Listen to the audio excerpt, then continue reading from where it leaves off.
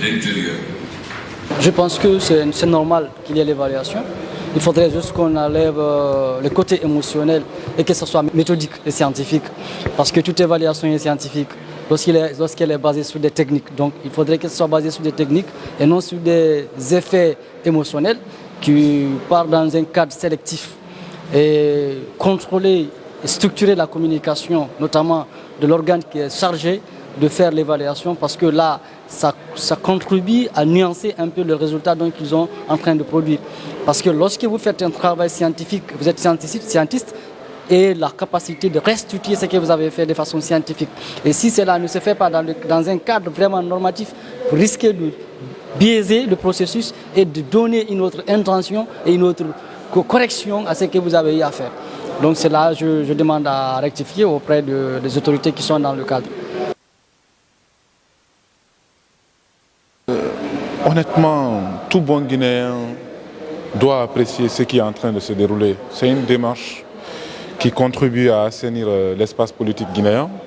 C'est une démarche qui contribue à fortifier même les partis politiques, à faire en sorte que ceux qui veulent désormais diriger notre pays soient des citoyens vertueux et qui respectent les normes et les principes en la matière.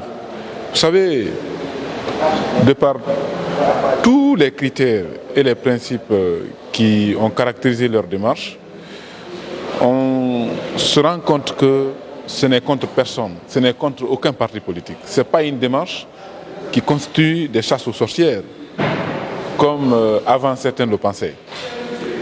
Ça, c'est la première chose. La deuxième chose, c'est une démarche qui évite la création des partis politiques sur des bases ethniques ou à base des replis identitaires. La troisième chose, ça évite la corruption au sein des partis politiques. Ça contribue à renforcer l'émulation en termes de démocratie, en termes d'alternance au sein des partis politiques. Parce qu'un parti politique qui ne fait pas de congrès, tu n'as pas accès, n'est-ce pas, tu ne peux pas accéder à certaines compétitions au niveau national. Donc ça t'oblige à créer ce qu'on appelle de l'alternance au sein du parti politique. Donc je pense que c'est une initiative qui va contribuer à nettoyer l'espace pour que désormais qu'on ait des partis politiques qui respectent les valeurs et les principes républicains. La même démarche doit être appliquée à la société civile pour que nous aussi nous soyons des organisations qui respectent un certain nombre de principes et de valeurs qui gouvernent notre pays.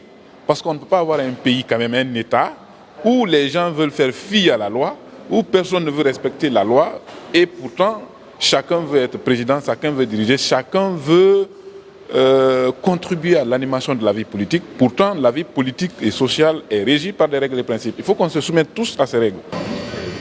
Bon. Merci.